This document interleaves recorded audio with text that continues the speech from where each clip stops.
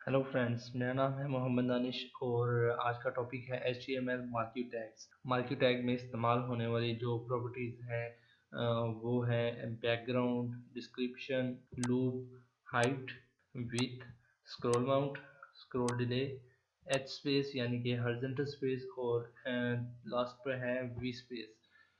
तो दोस्तों इसमें बैकग्राउंड बीजी ग्राउंड जो है वो रिप्रेजेंट करता है बैकग्राउंड को। आपकी टेक्स्ट है तो टेक्स्ट के बैक साइड पर अगर आप कोई कलर देना चाहते हैं तो उसके लिए जो एट्रीब्यूट यूज होगा वो है बैक बीजी कलर्स। सेकंड नंबर पे है डायरेक्शन। डायरेक्शन चार तरह की होती है, टॉप से बॉटम, बॉटम से टॉप, लेफ्ट से राइट, राइट से लेफ्ट। तो अगर हम अपने टेक्स्ट या इमेज को अपनी डायरेक्शन देना चाहें, स्पेसिफाई करना चाहें तो वो हम कर सकते हैं। लूप, कितनी दफ़ा आप अपनी इमेज या अपने टेक्स्ट को रिपीट करवाना चाहते हैं। हाइट एंड विड्थ, अपनी टेक्स्ट को या अपनी इमेज को एक महसूस एरिया स्पेसिफाई करने के लिए एट्रीब्यूट यूज होंगे। स्क्रॉल अमाउंट, आपकी जो इमेज है वो उसको स्पीडली, एक होती है स्लो, एक होती है मीडियम और एक होती है फास्ट। तो स्क्रॉल अमाउंट की मदद से हम अपनी टेक्स्ट को, अपनी इमेज को स्क्रॉलिंग करवाते हैं और स्क्रॉल डिले की मदद से हम डिले पैदा करते हैं एक टेक्स्ट और दूसरी टेक्स्ट के दरमियान। तो इसी तरह एच स्पेस और वी स्पेस जो HTML4 थी उसके अंदर हम ये सारे एट्रीब्यूट्स यूज़ करते थे मार्क्यू टैग्स के लिए, ताकि हम अपनी हम अपनी वेबसाइट के ऊपर अपनी टेक्स्ट और इमेजेस की स्क्रॉलिंग करवा सकें। लेकिन HTML5 के अंदर मार्क्यू टैग्स जो है वो अनसपोर्टेड है। कुछ ब्राउज़र इसको अभी जो है वो सपोर्ट कर रहे हैं, लेकिन फ्यूचर में मार्क्यू टैग को ब्राउज़र सपोर्ट करना छोड़ देंगे। तो लास्ट में जो मार्क्यू टैग्स के एट्रीब्यूट्स हैं वो हैं on mouse over, on mouse out. ये दो ऐसे एट्रीब्यूट्स हैं जिनको हम यूज़ करते हैं। तो इनका रिजल्ट कुछ इस तरह से होता है कि जब हम अपना माउस, अपना कर्सर किसी टेक्स्ट के ऊपर लेके जाते हैं तो वो टेक्स्ट अगर चल रही है, स्क्रॉलिंग कर रही है तो वो स्टॉप हो जाएगी। अगर हम अपना माउस हटाते हैं वहाँ से तो वो टेक्स्ट रन करना शुरू कर देती है, चलना शुरू कर देती है। तो चलिए आज की स्टार्ट करते हैं प्रैक्टिस। व्यूवर्स, स्टार्ट करते हैं। सबसे पहले यहाँ पर हम स्टार्ट टैग लगाएंगे मार्की का, स्लो स्क्रॉलिंग।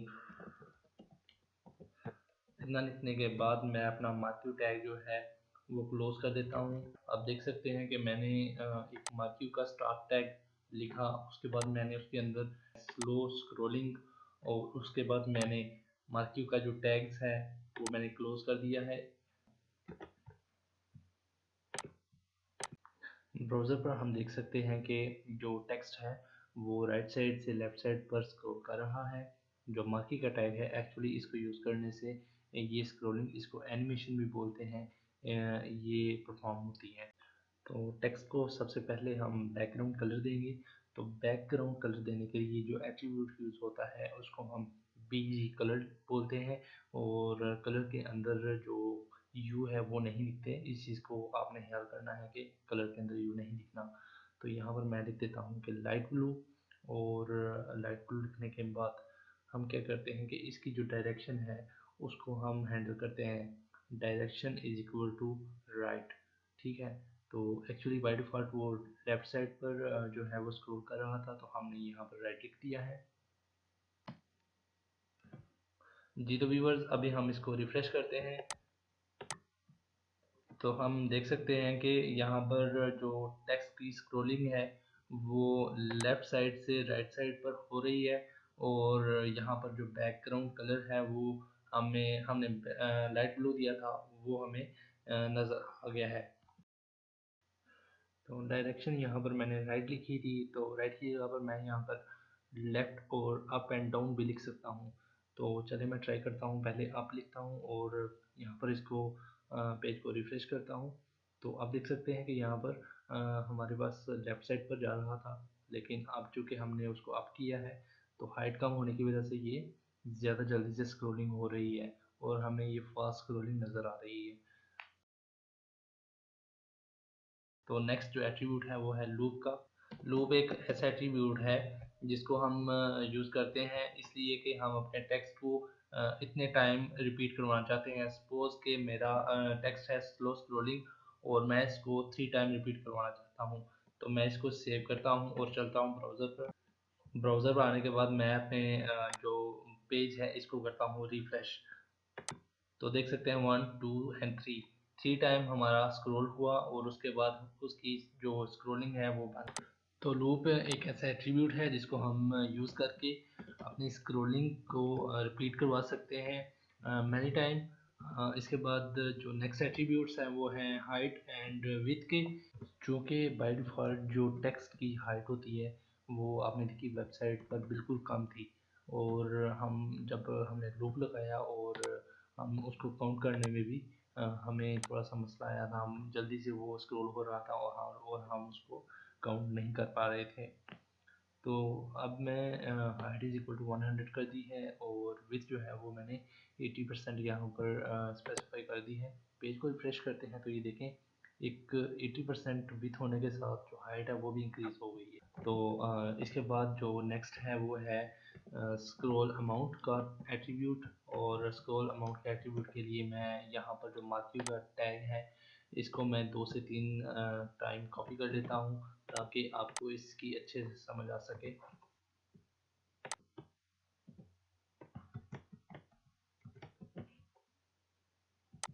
जी, तो 4 मेरे पास कॉपीज़ हो गई हैं मार्क्यू टैग्स की। तो उनकी जो बॉडी कंटेंट है वो मैं चेंज कर रहा हूँ हर दूसरे टैग से, ताकि हम जब विजुअल रिजल्ट देखें इसका तो हमें पहचान हो जाए कि कौन से टैग का अमाउंट हमने कितना रखा है।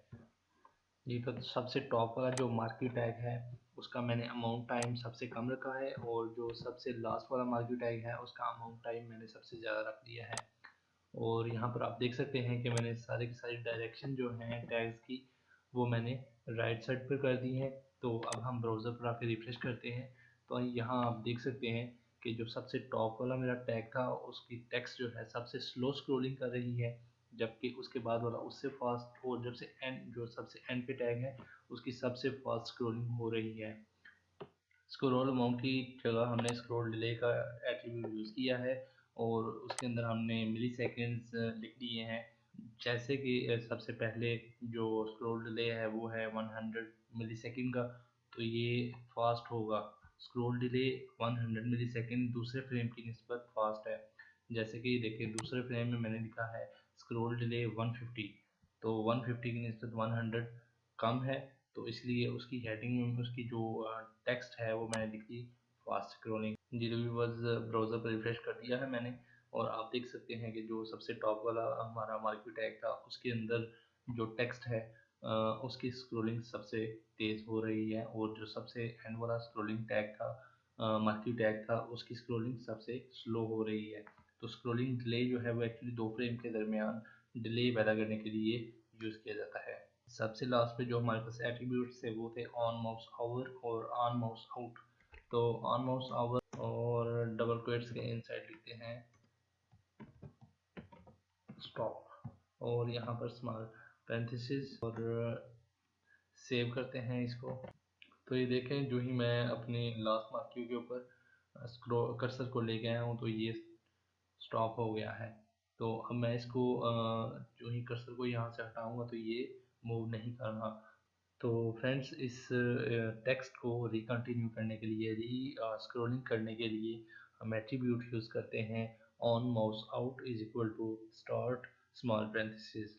तो इससे क्या होता है कि वो टेक्स्ट दोबारा से रीस्क्रॉल करना शुरू कर देता है। तो चलें इस चीज़ को सेव करते हैं और सेव करने के बाद चलते हैं ब्राउज़र पर।